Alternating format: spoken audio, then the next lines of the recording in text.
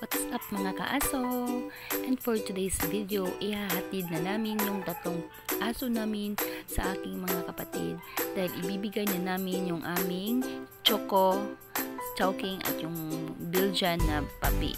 So bali ibibigay namin itong tatlo dahil nagbabawas nga kami ng mga aso dito sa bahay dahil sa sobrang dami na nila at sa sobrang ingay na talaga nila pag tumahol silang lahat.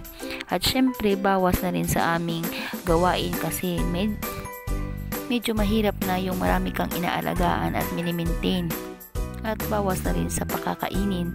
Pero nga sayang kasi si Choco, yung Shih Tzu namin, yun ay regalo pa naman ng aking asawa noong Valentine's Day.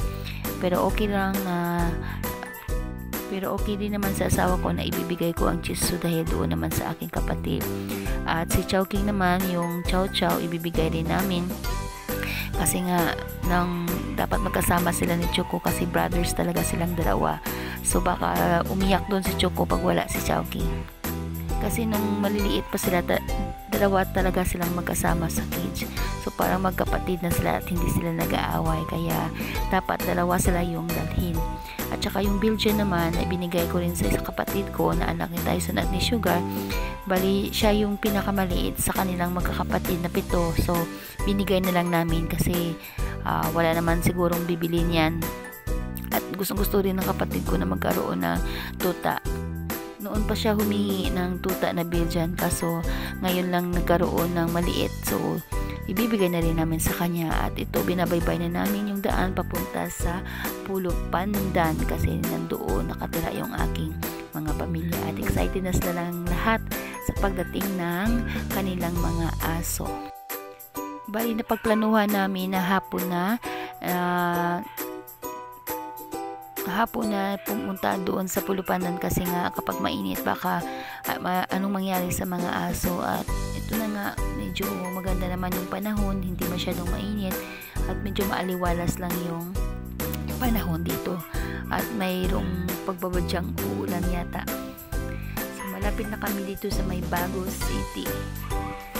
Ayan, so ang ganda ng daan, napakalapad at saka yung mga ilaw dyan, napakaganda yan kung gabi dahil lahat yan ay solar at sobrang liwanag ng daan.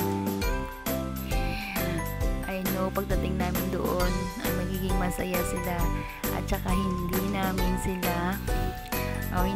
pinaalam sa kanila na pupunta kami at siguradong masyashock sila pagdating namin at dalang-dala na namin yung aso. Ayan, ito na yung Bago City, malapit na talaga. Ayan,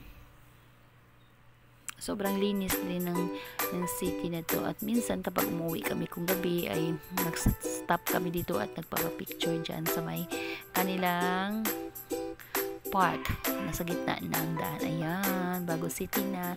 So malapit na kami dito sa amin sa Pulo Pandan. At ito yung daan na pinapakita ko, ito na yung papasok sa Pulo Pandan. So ayan yung mga mayor dito, so makikita sa tarpaulin. At ito na nga yung daan papunta sa barangay ng aking pamilya. At excited na rin kami dahil matagal-tagal na hindi kami nakapunta dito. At hindi lang pala aso yung dala namin, meron din kami dalang mga isda. Tsaka bumili na kami ng baboy para doon na lang kami magluluto at maghahapunan. At saka may mga tinapay rin kaming binili para maging snacks namin doon. And here we go! Malapit na kami sa aming bahay. So ito pala ay isang barangay Pagayon, Pulo Pandan, Municipality of Pulo Pandan. So dito yung mga trabaho ng mga tao is tatanim ng palay at saka mga tubo. So at mabuti rin at naging sementado na yung kanilang daan dahil nung una lupa ito at mabato-bato, rough road, pero ngayon okay na siya daanan kaya dahil sementado na. Here we go. Excited na rin yung mga anak ko na makakita nila yung kanilang mga pinsan. So ito pa lang yung view. Bawat gilid mayroong mga tubong tanim. And ito na nga, dumating na nga kami sa kanila. At ito na si Chowking. Medyo pangit yung mukha kasi kinalbungan namin dahil maraming bilog-bilog yung kanyang mga balahibo. At na andyan pa sila sa kanilang cage. Hindi pa sila namin ipinilabas kasi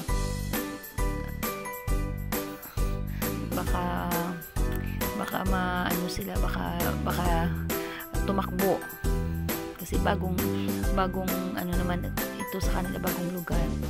So yan, si Chowking ang malaki at si Chuko yung maliit.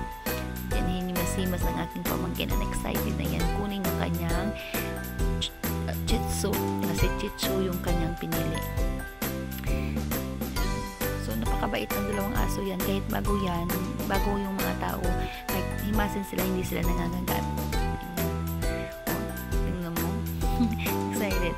At ito na nga, nakuha niya na nga yung kanyang piniling aso. And sana nga, Choco, magpakabait ka dyan, ha? Ayan. So, okay nga yung Chichong kinuha niya kasi kaya yung kagagahin. Ayan.